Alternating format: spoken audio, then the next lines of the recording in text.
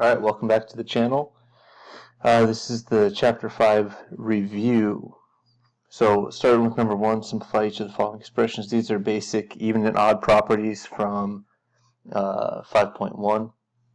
Remember that sine and tangent are odd and cosine is even. So since secant is the reciprocal of cosine, it's also even, which means that secant of negative theta is just secant of theta. Cosecant of negative theta is going to be the negative cosecant of theta, and tangent of negative theta is the negative tangent of theta. Number 2, A, verify the trig identity. We're going to start, if I look up here at the top, I recognize that secant squared minus tan squared is a manipulation of one of the Pythagorean identities, and that's just equal to 1. So I end up with 1 plus tangent theta over secant theta is still equal to cosine theta plus sine theta. We're just going to work with the left-hand side for the rest of the time. And then we're going to break up the left-hand side into 1 over secant theta plus tan theta over secant theta. Now 1 over secant theta is just cosine theta because it's 1 over the reciprocal of cosine, so that's just cosine. And tangent over secant is really sine theta over cosine theta times cosine theta, because again secant is just cosine. Those are going to cancel out. I'm left with cosine theta plus sine theta, which is equal to cosine theta plus sine theta. 2b, verify the trig identity. I'm going to work on the right hand side this time, and I'm going to start by factoring out the tangent squared. So tangent squared theta times secant squared theta minus 1, and that's going to leave me with tan squared theta times, this is another Pythagorean identity, secant squared theta minus 1 is just tangent squared theta again, and I'm going to get tangent squared times tangent squared is tangent to the 4th theta, which is equal to tangent to the 4th theta. So that has also been verified. 2c, I need to get common denominators, so I'm going to multiply the left-hand side of the fraction by 1 plus sine x over 1 plus sine x, and the right side of the fraction is going to be times cosine x over cosine x. We're going to leave this 2 secant x where it is. We're just going to work with the left-hand side once again. So at the top, I'm going to get 1 plus 2 sine x plus sine squared x plus cosine squared x all over cosine x times 1 plus sine x. Sine squared plus cosine squared is a 1, so if I combine like terms, I get 2 plus 2 sine x over cosine x times 1 plus sine x. I'm going to go ahead and factor the 2 out of the top, so it's 2 times 1 plus sine x over cosine x times 1 plus sine x. Now we have these factors that cancel out. You get 2 over cosine x, which is 2 secant x, and that matches the original right hand side. Number 3, simplify the expression. There's a lot of options that we have for these. I'm going to start by distributing. Remember though that I'm going to just combine steps. Cotangent is cosine theta over sine theta, so when I and cosecant is 1 over sine theta. So when I distribute, this sine is going to cancel with both denominators. So I'm left with just cosine theta minus 1. The step that you're not seeing there is sine theta times cosine theta over sine theta minus sine theta times 1 over sine theta. So we see that cancel out, and I get cosine theta minus 1.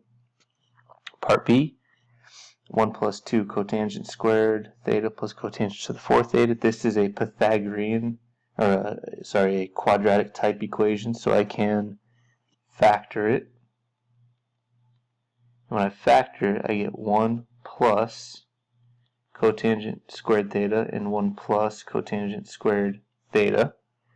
Well, 1 plus cotangent squared is a Pythagorean identity, which is just cosecant squared theta, times another cosecant squared theta, which leaves me with cosecant to the 4th theta. Number 4, need to simplify the expression. So I'm going to start, once again, I'm going to multiply the left and the right side by the other denominators. So this left-hand side is going to be multiplied by secant x minus 1 over secant x minus 1. And the right side is going to be secant x plus 1 over secant x plus 1. So when I distribute that to the top, I get secant x minus 1 minus, be careful with this negative that we have to distribute, secant x plus 1 all over. If we go ahead and multiply the bottoms, these are conjugates, so we're going to have secant squared x minus 1 at the bottom. At the top, this secant is going to cancel with this secant, so I'm left with negative 1 minus a 1, which is negative 2 over secant squared x minus 1. And secant squared x minus 1 is the same as tangent squared x, so I'm left with negative 2 over tangent squared x, which can turn into negative 2 cotangent squared x, and that would be simplified. Part B. First thing I'm going to do is I'm going to rewrite everything in terms of sine and cosine. So I get 1 over sine x over sine x over cosine x plus cosine x over sine x. I'm going to get common denominators on the bottom. I've got 1 over sine x over, that's going to be sine squared x plus cosine squared x over sine x cosine x. All I did was multiply the left side by sine, the right side by cosine, and we get a Pythagorean identity in here. So I have 1 over sine x over 1 over sine x cosine x. These signs are going to cancel out because they're at the denominator of each fraction, and that leaves me with, when I come down here, 1 over 1 over cosine x, which is 1 over secant x, which is just cosine of x. Alright, part C. Again, we're going to continue to simplify this one, because I could turn the top into 1 minus cosine squared, but I don't really see where that's going to help me. So instead I'm going to multiply the top and the bottom by the conjugate of the denominator. And that's going to leave me with sine squared x times 1 plus cosine x. I'm not going to distribute that yet. And at the bottom I'm going to get 1 minus cosine squared of x. And the reason why I didn't distribute is because 1 minus cosine x here on the bottom turns into sine squared. And then this sine squared and this sine squared cancel out, and I'm left with 1 plus cosine of x. Number 4, part C over here on the right side, cotangent x, secant x. I'm going to change everything into sine and cosine. We've got cosine x over sine x times 1 over cosine x. These cosines cancel. I get 1 over sine x, and 1 over sine x is cosecant x. 5 and 6, we've got a lot of problems here where we're just solving on a certain interval. In this case, the interval is always 0 to 2 pi. Remember that we want to always get exact answers when possible, so if it's a unit circle value, I want an exact answer with pi in the final answer, if possible. Otherwise, use your calculator and get a decimal answer. We want all answers between 0 and 2 pi. So 5a, I look at this, it looks like a quadratic, so I'm going to factor, and I'm going to be left with 2 cosine x and a cosine x over on the other side, and I'm going to get -1 and +1, and then I can solve these separately. 2 cosine x minus 1 is equal to 0, cosine x plus 1 is equal to 0. I'm going to skip a couple steps just to save time. Remember, we're trying to get cosine x by itself. So cosine x is equal to 1/2, and over here we get cosine x equals -1. So these are unit circle values. Cosine is 1/2 at, that's going to be pi thirds, and again at 5 pi thirds, because we're in quadrant 1 and quadrant 3, and cosine is -1 at x equals pi. So my 3 solutions to this equation on the interval 0 to 2 pi are pi thirds, pi, and 5 pi thirds. It's generally best to write them in numerical order, although we don't necessarily have to. Instead of moving down, I'm going to go ahead and move to the side, just because these are all solving. They're not really any different. So number 6, cosecant squared minus 2 is equal to 0. So I'm going to add the 2. So cosecant squared x is equal to 2. Then we're going to take the square root of both sides, and we get the cosecant of x is equal to plus or minus radical 2. And here's where we've got a couple choices. We can either figure out where cosecant is plus or minus radical 2, or we can go ahead and rewrite this as sine of x is equal to plus or minus 1 over radical 2, which is plus or minus radical 2 over 2. And this might be easier to see without looking at a unit circle. And we've got 4 places where that's true. That's true at pi fourths, 3 pi fourths, 5 pi fourths, and 7 pi fourths. Alright, 5b, 2 secant squared x plus tan squared x minus 3 is equal to 0. I've got a couple choices here. I'm going to use the Pythagorean identity on tan squared and rewrite tan squared as secant squared x minus 1. So I get 2 secant squared x plus secant squared x minus 1 minus 3 is equal to 0. So 2 secant squared x plus, you can actually combine those and get 3 secant squared x minus 4 equals 0. So secant squared x is going to be equal to 4 thirds. Again, take the square root of both sides. So secant x is going to be equal to plus or minus 2 over rad 3.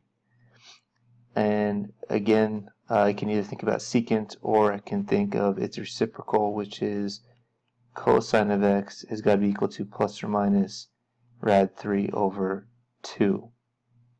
And so in that case, x is going to be pi sixth, 5 pi sixth, 7 pi sixth, and 11 pi sixth. 6b, secant squared x plus tangent x is equal to 3. I'm going to use the same property over here, secant squared x. I'm going to change that to, I'm actually going to do the opposite property. Same idea, Pythagorean identity, but I'm going to change that into tan squared x plus 1. That comes from my Pythagorean identities. And that leaves me with tan squared x plus 1 plus tan x is equal to 3. And if I rearrange and solve to get to make the equation equal to 0, I get tan squared x plus tan x minus 2 is equal to 0. And then I can factor that. I can get tan x plus 2 times tan x minus 1 is equal to 0. So tan x plus 2 is equal to 0. Tan x minus 1 is equal to 0. So tan x equals negative 2. Tan x equals 1. I'm going to go ahead and do the right hand side first because I know when tangent of x is equal to 1, I've got to be in either quadrant 1, which means I'm at pi fourths, or I'm in quadrant 3, which means I'm at 5 pi fourths. Tangent x equals negative 2. I don't have a value for that, but I know that if I think about the unit circle, tangent is going to be negative in quadrants 2 and quadrant 4. And that's not an exact value on the unit circle. Negative 2 doesn't show up anywhere. But what I can do is say that x is equal to the inverse tangent of negative 2. Use my calculator. And the calculator is going to spit out negative 1.11 radians. But remember, the problem initially told us that we wanted to be in the interval 0 to 2 pi radians. So if you remember back from chapter 4, that negative 1.11 is because the domain of a tangent function goes from pi halves to negative pi halves. That's our regular domain. So all this is saying is that we're down 1.11 radians. So it's this reference angle. So to find the actual values that I care about, in our given domain, we're going to take pi minus 1.11, and we're going to take 2 pi minus 1.11. That's going to give me the expected values, because if I'm on the negative x-axis, that's pi minus 1.11 gives me the correct angle, and 2 pi on the positive x-axis minus 1.11 will give me the second value. That's going to leave me with 2.03 and 5.18 approximately. So my four values for that function are x equals pi fourths, 2.03, 5 pi fourths, and 5.18. And I just wrote them in numerical order. You could also have written them, keep the pi's together, keep the approximate answers together.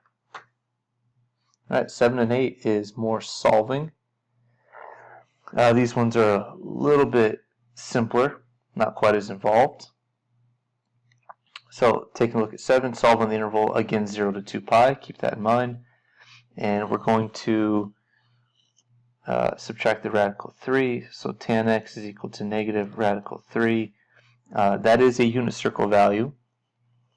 You can look at a chart. Negative radical 3 is going to show up in two quadrants. We know that tangent is negative in quadrant 2 and quadrant 4. So we're looking for two positive angles. They look like that. And it turns out that x is going to have to be 2 pi thirds and 5 pi thirds. 7b, 2 cosine squared x minus cosine x is equal to 1. I'm going to move that 1 over and then factor. So 2 cosine squared x minus cosine x minus 1 equals 0. This is going to factor to be 2 cosine x plus 1 times cosine x minus 1 is equal to 0. So 2 cosine x plus 1 is 0. Cosine x minus 1 is equal to 0. Over here, cosine x is equal to negative 1/2, and cosine x is equal to 1. On the right hand side, cosine is only 1 at 0. And the left side, cosine x is negative 1/2 at 2 pi thirds and 4 pi thirds, because that's going to be in quadrants 2 and 3. So my solutions are x equals 0, 2 pi thirds, and 4 pi thirds. Number 8, Well, notice the 8 doesn't have any domain restriction. There's no like on the interval thing. So that's going to be all solutions. So we're going to have to include some value plus 2 pi n or plus pi n depending on the period. So if we look at this, the first one, cosine 4x times cosine x minus 1 is equal to 0. It's already in factored form. So cosine of 4x is equal to 0. Cosine x minus 1 is equal to 0. So the right side, cosine x is equal to 1. We just said that x is equal to 0, but it's every time we make a full revolution. So that's 0 plus 2 pi n. And then cosine of 4x is equal to 0. Well, cosine is 0, or in this case, 4x will be equal to 0 at pi halves plus 2 pi n, and it will also be equal to 0 at 3 pi halves plus 2 pi n. Now we want just x, so we're going to have to divide everything by 4. So all these parts get divided by 4. So we're left with x equals pi eighths plus pi halves n. The next one's going to be 3 pi eighths plus pi halves n. And then we had our equation from the right hand side, or our solution from the right hand side, 0 plus 2 pi n. Those are my 3 solutions. 8b, sine 3x times cotangent of 3x minus rad 3 equals 0. So once again, starting in factored form, so sine 3x is equal to 0. Cotangent of 3x minus rad 3 is equal to 0. Go ahead and finish up the sine part. 3x is equal to, let's see, where is sine 0? Sine is 0 at 0 plus 2 pi n. It's also 0 at pi plus 2 pi n. Probably could have simplified that and just said 0 plus pi n if we wanted to. Divide everything by 3 to get our general solutions. So we've got x equals 0 plus 2 pi thirds n and pi thirds plus 2 pi thirds n. And then cotangent of 3x minus rad 3 is equal to 0. We're going to get cotangent of 3x is equal to rad 3. So again, 3x is equal to, where is radical 3? Or where is cotangent equal to radical 3? And cotangent is going to be equal to radical 3 in quadrants 1 and 4. And specifically that's going to be at pi 6 plus pi n. Remember, cotangent and tangent have a period of pi, not 2 pi. Divide everything by 3. So x equals pi 18ths plus pi thirds n. And it's also going to be true at 3x equals 11 pi 6 plus pi n. Divide everything by 3, so x is equal to 11 pi 18ths plus pi thirds n. So I've got 4 general solutions. They are 0 plus 2 pi thirds n, pi thirds plus 2 pi thirds n, pi 18ths plus pi thirds n, and finally 11 pi 18ths plus pi thirds n. Number 9, find the exact value.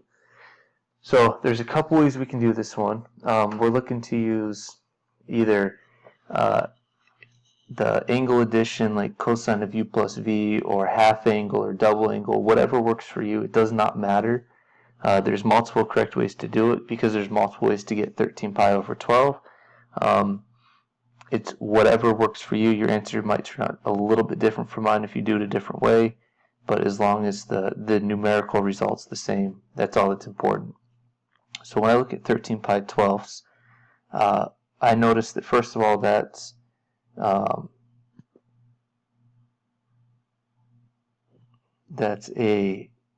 pi 12ths is not anywhere on the unit circle, but pi 6 is. So if I think of 13 pi 12ths as cosine of 13 pi 6 over 2, that would be a half angle formula, because 13 pi 6 over 2 is 13 pi 12ths. And then we have a little bit of an issue because 13 pi over 6 is larger than 1 full revolution, because 12 pi over 6 is 1 revolution, and we have an additional pi 6. So really, the equation that I care about, or the angle that I care about, is going to be the cosine of pi 6 over 2. That's what I'm going to work with. And then we're going to look at our formula for pi 6 over 2. In this case, u is going to be pi 6. And then because 13 pi 12ths is actually in quadrant 2, we're going to use the negative part of our half angle formula for cosine. So it's the negative square root of 1 plus cosine pi 6 over 2. And so if we continue to reduce that, I get the negative square root of 1 plus cosine of pi 6 is radical 3 over 2 again. I didn't make that quite big enough. There you go. Getting common denominators on that fraction. So I get 2 plus radical 3 over 2 again. Square root of all that. These 2's on the bottom, we're going to end up multiplying them, so it's negative 2 plus rad 3 over 4, the square root of all that. And then as I continue to simplify that, I can break up that square root. And my final answer is cosine of 13 pi 12ths is equal to the negative square root of 2 plus radical 3 over, not 4, because I can take the square root of 4 and get 2.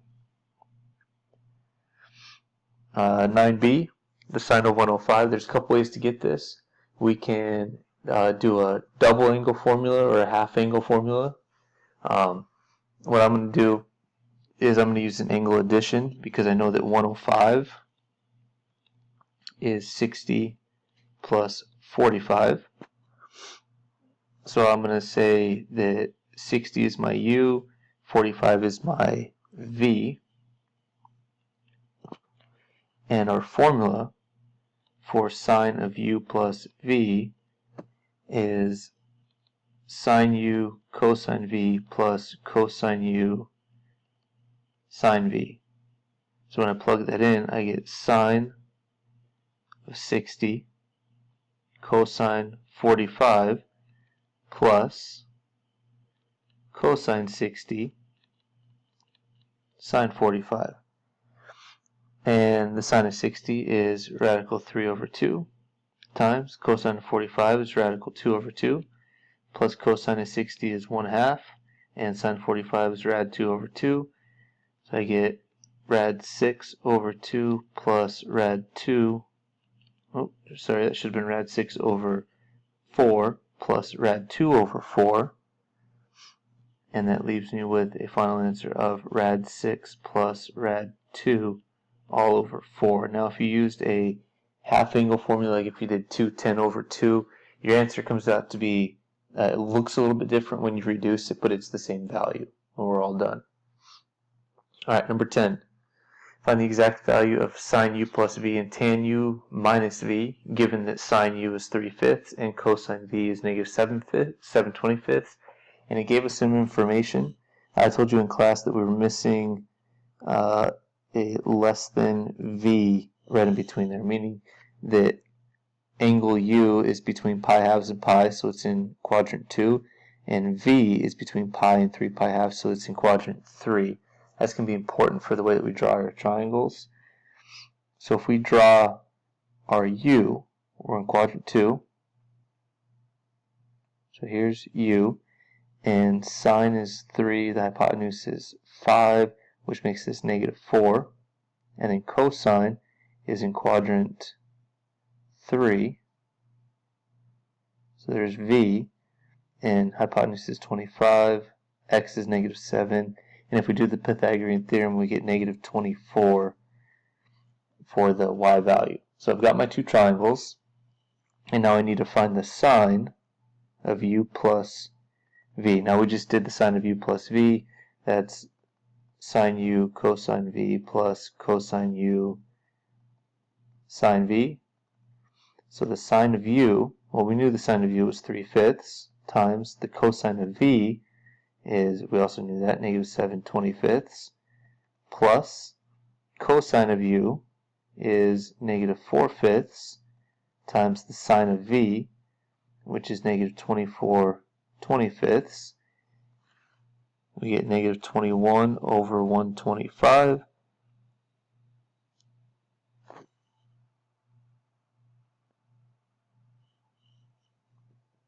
Plus 96 over 125. That leaves me with 75 over 125, which reduces down to 3/5. And that looks a little bit strange that the sine of an angle addition would be the same as the sine of one of the values initially. But if you think about it, if you have if we pick any two random angles, if I pick an angle in like quadrant 1, and then I pick another angle that's some other size and ends up being, I don't know about that big, and we combine those together and we get an angle out here. Well, this angle could very well have the same sine value or y value as this angle in quadrant 2 or in quadrant 1. So it's very possible that could happen. Looking at the second part of that, we need to find the tangent of u minus v, and that formula is tan u minus tan v over 1 plus tan u tan v. So we start plugging things in. Tangent of u is -3/4 minus tangent of v is 24/7.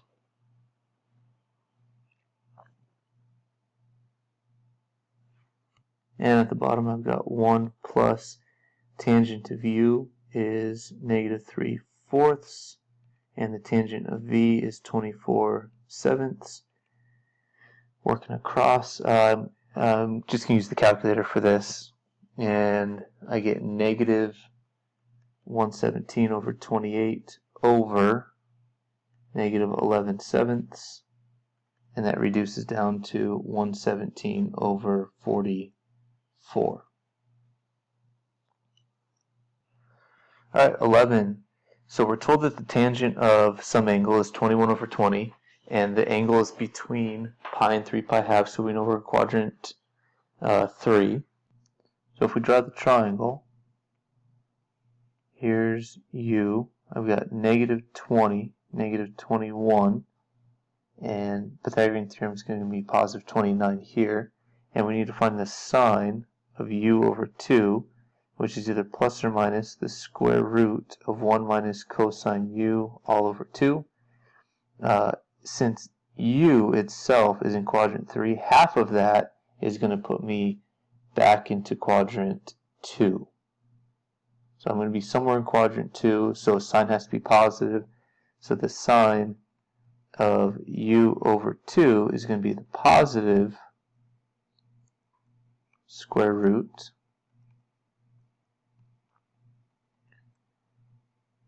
of 1 minus cosine u, and cosine of u is -20 over 29, and that whole thing is divided by 2.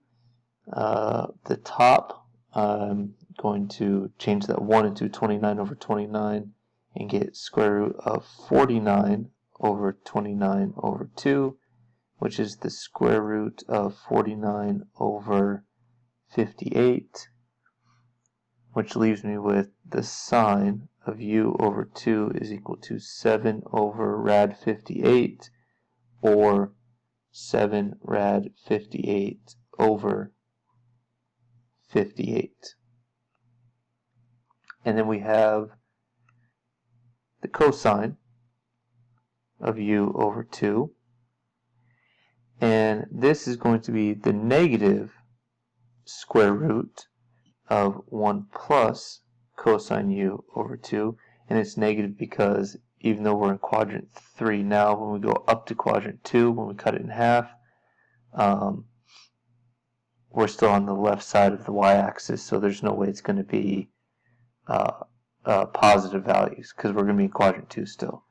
So I'm going to get the negative square root of 1 plus cosine u, which is negative 20 over 29, all over 2. So once again, common denominators, and I'm going to get the square root of 29 minus 20 over 29 over 2, which is the negative square root of 9 over 58, which is 3 over rad 58, negative 3 over rad 58. So the cosine of u over 2 is going to be, let me give myself a little bit more room, cosine of u over 2 is going to be the negative 3 rad 58 over 58. Alright, last problem, number 12. Find the exact value of sine u and cosine u given the following information. So tangent is negative 2/9, and u is between pi halves and pi. So I'm going to draw my triangle. It's going to put me in quadrant 2. Here's u. Tangent is negative 2. It's going to be 2, negative 9. Pythagorean theorem is going to give me radical 85 for the hypotenuse. The sine of 2u is given by 2 sine u cosine u, which is going to be 2 times sine, which is 2 over rad 85, and cosine is negative 9 over rad 85, and it's going to leave me with negative 36 over 85. And then we have cosine 2u, which we had 3 formulas for that. I'm going to go ahead and use cosine squared u minus sine squared u, just because it doesn't really matter which one you use. Cosine squared is going to be negative 9 over rad 85 squared minus 2 over rad 85 squared, which is 81 over 85 minus 4 over 85. So the cosine of that double angle is 77 over 85. Very last problem. Cosine u is 4/5. U is between 3 pi halves and 2 pi, so we're going to be over here in quadrant 4. There's u, 5. This is 4, so it's going to be a negative 3 by Pythagorean theorem. And once again, we need to find sine 2u and cosine of 2u. So for sine 2u, once again, it's 2 sine u. Cosine u, so that's going to give me 2. Sine is negative 3/5. Cosine is 4/5, which is going to be negative 24 25ths.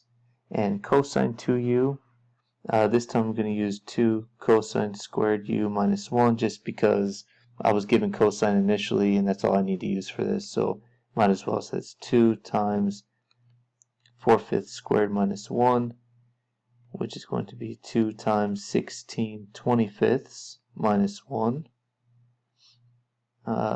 which is 32 25ths minus 1, which turns into Common denominators make that 25 out of 25. 32 minus 25 is 7 over 25. And that is it for the Unit 5 test review.